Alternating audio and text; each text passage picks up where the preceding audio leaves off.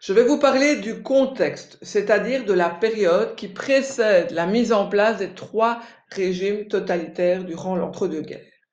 Donc, le stalinisme commence en URSS en 1928, mais avant 1928, quel est le contexte?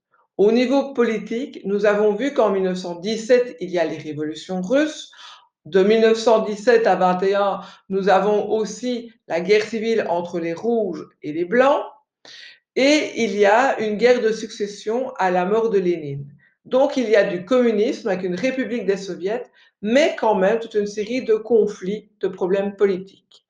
Au niveau économique, en URSS, il y a avant 1928 la mise en place du communisme économique, du collectivisme, qui pose beaucoup de difficultés. Il y aura même des retours en arrière avec la NEP.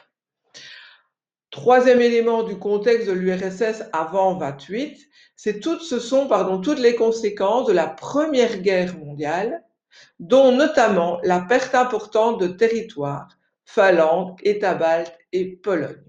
Tous ces éléments perturbateurs vont favoriser la mise en place de régimes totalitaires en URSS. En ce qui concerne l'Italie et le fascisme débute en 1922 en Italie. Donc, quel est son contexte? Quelle est la situation antérieure à 1922 en Italie? Sur cette carte, nous pouvons voir que, au niveau économique et social, il y a énormément de mouvements sociaux avec des révoltes des paysans, notamment parce que l'Italie, avant 1922, vit toutes les conséquences de la Première Guerre mondiale, elle aussi, voire chapitre précédent. En outre, au niveau territorial, l'Italie n'est pas satisfaite du règlement qui lui est donné, de ce qu'elle obtient après la Première Guerre mondiale. Elle s'était battue du côté de la Triple Entente après avoir abandonné la Triple Alliance pour obtenir des territoires. Ces terres, elle voulait les obtenir, celle-ci et celle-ci, donc le Trenta, l'Istrie et la Dalmatie.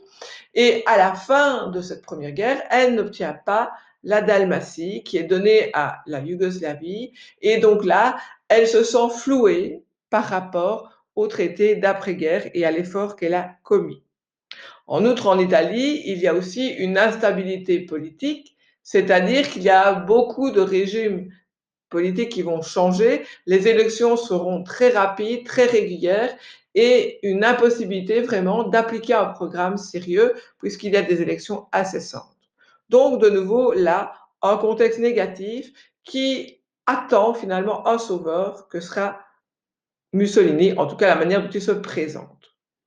Troisième régime totalitaire, c'est le nazisme en Allemagne, à partir de 1933. Donc, le contexte du nazisme, ce qui est avant 1933, c'est la même chose que pour les deux autres, c'est-à-dire il y a les conséquences de la Première Guerre mondiale qui s'abattent sur l'Allemagne et qui s'abattent d'autant plus fort sur l'Allemagne qu'il y a le traité de Versailles.